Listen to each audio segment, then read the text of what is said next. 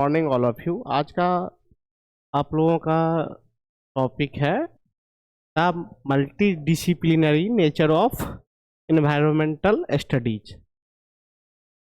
ये टॉपिक जो है न्यू टॉपिक है आपके इन्वायरमेंटल साइंस का। ठीक है, तो आपका पहला टॉपिक है multi disciplinary nature of environmental studies. आज के इस क्लास में जो है multi disciplinary nature of environmental studies के बारे में आप लोगों को स्टडी करना है। तो सबसे पहले देखते हैं introduction. Environmental study is the study of environmental and it's problem. Environmental science में हम लोग स्टडी करते हैं अपने पर्यावरण के बारे में, अपने इन्वायरमेंट से संबंधित समस्याओं के बारे में स्टडी करते हैं। It help us understand our surrounding and how we live in them। हम लोग इसमें ये समझते हैं कि हमारे आसपास के वातावरण में क्या चेंजिंग हो रहा है, उसमें क्या क्या समस्याएं देखने के लिए मिलता है। तो इन्वायरमेंटल साइंस में जो है हम लोग इसी चीज़ों के बारे में स्टडी करते हैं। द इन्वायरमेंटल इंक्लूड्स, हमारे पर्यावरण में जो है, हमारे वातावरण में जो है बहुत सारे चीज़ जो है इन्वॉल्व हैं, जिसमें सबसे पहले है हवा, air. We need air to breathe. अब जो है हवा की आवश्यकता हमें कब पड़ती है? सांस लेने के लिए पड़ती है। Clean air keep us healthy. हम लोग जो है स्वच्छ हवा लेते हैं, जिससे क्या होता है, हमारा शरीर जो है वो स्वस्थ रहता है। फिर है आगे water. We need water for drinking, cooking, farming and cleaning. अब पानी की आवश्यकता किस लिए पड़ती है हम लोगों को? सबसे पहले है पानी को पीने के लिए, उसके साथ साथ भोजन बनाने के लिए, उसके साथ साथ खेतों में पटवन वगैरह के लिए। इन सब चीज़ों के लिए जो है पर्यावरण में जो है पानी की आवश्यकताएं हम लोगों को पड़ती है। फिर आगे है land. Land is use to build house and grow food. अब जो है भूमि की आवश्यकताएं भी पड़ती है। तो भूमि जो है, इस भूमि का उपयोग किस लिए हम लोग करते हैं? घर बनाने के लिए, साथ ही साथ जो है खेती करने के लिए। इन सब चीज़ों के लिए जो है भूमि की भी आवश्यकताएं पड़ती है। फिर आगे है मीनिंग ऑफ मल्टी डिसिप्लिनरी। तो मल्टी डिसिप्लिनरी क्या होता है? तो multi disciplinary means many subject together. Environmental studies include different subject. Multi disciplinary में हम लोग एक से ज़्यादा बहुत सारे सब्जेक्टों के बारे में जो है हम लोग इस चीज़ों में जो है, कोई भी विज्ञान में जो है बहुत सारे सब्जेक्टों के बारे में जब हम लोग अध्ययन करते हैं, वही क्या कहलाता है? मल्टी डिसिप्लिनरी कहलाता है। जैसे कि लाइक विज्ञान में जियोग्राफी, भूगोल के बारे में स्टडी करते हैं, इकोनॉमिक्स के बारे में स्टडी करते हैं, एंड सोशल स्टडीज, सामाजिक विज्ञान के बारे में जो है स्टडी करते हैं। All this subject work together to understand and solve environmental problem, जिसके थ्रू जो है हमारे वातावरण में होने वाली समस्याओं का जो है सॉल्यूशन निकाला जाता है। तो मल्टी डिसिप्लिनरी में जो है हम लोग इसी चीज़ों के बारे में अध्ययन करते हैं। कोई भी समस्याएं होती है उनको जो है अलग अलग विज्ञानों के माध्यमों के थ्रू जो है उनका सॉल्यूशन किया जाता है। फिर आगे है इन्वायरमेंटल साइंस। पहला है हमारा, तो पर्यावरण विज्ञान भी बोलते हैं। It studies the natural process of the earth. अब जो है हम लोग इसमें स्टडी करते हैं हमारे पृथ्वी पे रहने वाले जितने भी प्राणी हैं, जीव जंतु, पेड़ पौधे, जितने भी संसाधन हैं, उन चीज़ों के बारे में जो है हम लोग इसमें स्टडी करते हैं। It help us understand how nature work. हम लोग इसमें देखते हैं कि हमारा प्राकृतिक जो है किस तरीके से वर्क कर रहा है, उस चीज़ों के बारे में देखते हैं। It includes 3 main subjects. इसमें जो है हमारे इन्वायरमेंटल साइंस में 3 सब्जेक्ट जो है वो इंक्लूड है। पहला है हमारा बायोलॉजी, सेकेंड है केमिस्ट्री और थर्ड है फिजिक्स। सबसे पहले बायोलॉजी में हम लोग देखते हैं study of living things like plants, animals and micro organism. Biology में जो है हम लोग जीव विज्ञान में जो है पेड़ पौधों के बारे में स्टडी करते हैं, प्लांट्स के बारे में स्टडी करते हैं, देन माइक्रो ऑर्गेनिज्म के बारे में स्टडी करते हैं। केमिस्ट्री में जो है study of substance and chemical reaction.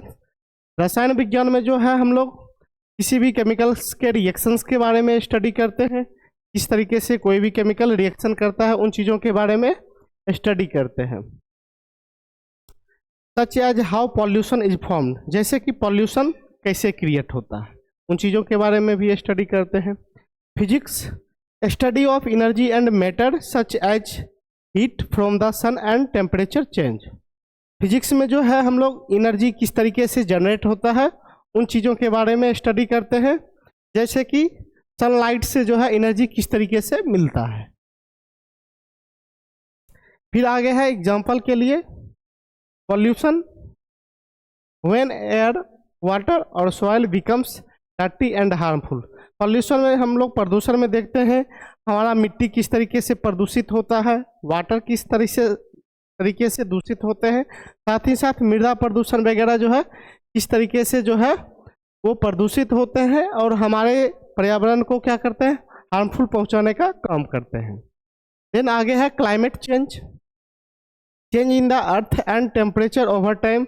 हम लोग देखते हैं पर्यावरण में जो है टेम्परेचर का चेंजिंग, ये भी एक एग्जाम्पल है। देन आगे है ecosystem, the relations between plants, animals and their environments. पारिस्थितिक तंत्र में हम लोग देखते हैं प्लांट्स के एनिमल्स के साथ और साथ ही साथ एनिमल्स के इन्वायरमेंट के साथ इस तरीके से एक चेन बना होता है जिसको हम लोग पारिस्थितिक तंत्र कहते हैं। एक जीव दूसरे जीव पे भी निर्भर रहते हैं और उनका सेवन करते हैं। इन सिंपल वर्ड देखा जाए तो it teach us how the earth work and how we can protect nature. पारिस्थितिक तंत्र में देखते हैं कि ये जितने भी पृथ्वी पे रहने वाले जीव जंतु पेड़ पौधे हैं वो बहुत ही आवश्यक होते हैं ताकि हमारा पर्यावरण का संतुलन जो है वो बना रहे। फिर आगे है सेकेंड में है biology, it is the study of living thing. Biology में हम लोग स्टडी करते हैं जितने भी पृथ्वी पे रहने वाले जीव हैं, साथ ही साथ जितने भी माइक्रो ऑर्गेनिज्म हैं, पेड़ पौधे हैं, उन चीज़ों के बारे में स्टडी करते हैं। इट हेल्प अस अंडरस्टैंड, ताकि जो है हम उन चीज़ों को ईजिली समझ सके, जैसे plant how they grow, make food and give oxygen. जिस तरीके से एक प्लांट का विकास किस तरीके से होता है, साथ ही साथ वो किस तरीके से भोजन बनाते हैं और किस तरीके से ऑक्सीजन देते हैं, इन चीज़ों के बारे में स्टडी करते हैं। Then animals how they live, जैसे जीव जंतु किस तरीके से अपना जीवन यापन करते हैं, किस तरीके से अपना भोजन करते हैं और किस तरीके से वातावरण में जो है अपने आप को एडप्ट कर पाते हैं, इन चीज़ों के बारे में हम लोग देखते हैं इसमें। Then microorganism, very small living thing like bacteria and fungi that we can not see without a microscope. अब जितने भी माइक्रो ऑर्गेनिज्म होते हैं वो बहुत ही टीनी लाइक स्ट्रक्चर्स होते हैं जिसको हम लोग ईजिली नहीं देख सकते हैं, उसे देखने के लिए हम लोग माइक्रोस्कोप की सहायता से देखते हैं। और बैक्टीरिया जो है, कुछ बैक्टीरिया जो है वो हमारे पारिस्थितिक तंत्र के हिस्से भी होते हैं। देन आगे है by studying living organism we learn how all living things are connected to each other and to the environment. जितने भी ऑर्गेनिज्म हैं पृथ्वी हमारे अर्थ पे, वो सारे के सारे जो है वो हमारे इन्वायरमेंट से कनेक्ट हैं और सभी जो है एक दूसरे पे आश्रित रहते हैं। फिर आगे है केमिस्ट्री। केमिस्ट्री में हम लोग क्या देखते हैं, study of chemicals and reactions. Chemistry में हम लोग देखते हैं किसी भी केमिकल का रिएक्शन किस तरीके से होता है, उन चीज़ों के बारे में स्टडी करते हैं। Helps understand air pollution and water pollution. इसमें हम लोग समझते हैं कि किस तरीके से हमारा जो है प्रदूषण किस तरीके से फैलता है, जैसे कि वाटर पॉल्यूशन हो गया या फिर सॉइल प्रदूषण हो गए, ये सब सारे चीज़ों को जो है इसमें हम लोग देखते हैं। एग्जाम्पल के लिए एसिड रेन हो गया, टॉक्सिक सब्सटेंस हो गए, जिस तरीके से हमारे इन्वायरमेंट में के अंदर, हमारे एटमॉस्फेयर में, हमारे पर्यावरण में जो है अम्लीय वर्षा होती है, तो अम्लीय वर्षा जो है वो केमिकल्स रिएक्शंस के वजह से जो है वो वर्षाएं होते हैं। कुछ टॉक्सिक सब्सटेंस भी क्रिएट होते हैं, ये सब किसके अंतर्गत आते हैं, हमारे रसायन विज्ञान के अंतर्गत आते हैं। फिर है आगे physics. Study of energy and matter. हम लोग फिजिक्स में क्या देखते हैं, किस तरीके से एनर्जी जनरेट होता है, उन चीज़ों के बारे में स्टडी करते हैं। Helps understand solar energy and radiation. साथ ही साथ किस तरीके से सोलर पैनल जो है वो सनलाइट से क्या करता है, प्रकाश लेके, लाइट लेके, और देन क्या करता है, वो एक एनर्जी जनरेट करने का काम करता है। जिस तरीके से पनबिजली से जो है इलेक्ट्रिसिटी एनर्जी तैयार किए जाते हैं, उनके टरबाइन को रोटेट करके हवा के माध्यम से, तो ये सब सारे जितने भी चीज़ हैं वो हम लोग फिजिक्स में स्टडी करते हैं, देन उन सब सारे चीज़ों को समझते हैं। फिर आगे है geography. It is the study of earth surface. अब ज्योग्राफी में, भूगोल में हम लोग देखते हैं पृथ्वी से जुड़े हुए जितने भी चीज़ों हैं उन सब चीज़ों के बारे में जो है हम लोग स्टडी करते हैं। पृथ्वी से जुड़े हुए जितने भी संसाधन हैं उन सब चीज़ों के बारे में हम लोग इसमें स्टडी करते हैं। It helps us understand the land, mountain, reverse, oceans and different place of earth. अब इसमें हम लोग ये समझते हैं पृथ्वी से जुड़े हुए, जैसे कि भूमि हो गए, पहाड़ हो गए, रिवर्स नदियाँ हो गए, समुद्र हो गए, और अलग अलग पृथ्वी पर रहने वाले जितने भी जगह हैं उन सब चीज़ों के बारे में जो है स्टडी करते हैं। क्योंकि भूगोल में हम लोग पढ़ते हैं मनुष्य की जितने भी आवश्यकताएं जो होती है, चाहे आपका नदी हो, पहाड़ हो, झरना हो, ओशियंस हो, भूमि हो, ये सब सारे संसाधन जो है वो इंसान के लिए आवश्यक होते हैं, और हमारे एनवायरनमेंट में जितने भी जीव होते हैं उन सब चीज़ों के लिए भी, उन सब जीवों के लिए भी आवश्यक होते हैं। It helps us learn about, इसमें हम लोग ये सीखते हैं क्लाइमेट। जैसे कि क्लाइमेट है the weather conditions of a place like hot, cold, rainy और ड्राई। अब अलग अलग जगहों पे, अलग अलग स्थानों पे जो है अलग अलग इन्वायरमेंट होता है, अलग अलग क्लाइमेट्स होते हैं। जैसे कि कुछ जगहों पे जो है ज़्यादा गर्मी वगैरह पड़ते हैं, कुछ जगहों पे जो है, कुछ स्थानों पे जो है ठंडा पड़ते हैं, ठंडा वाला स्थान होता है।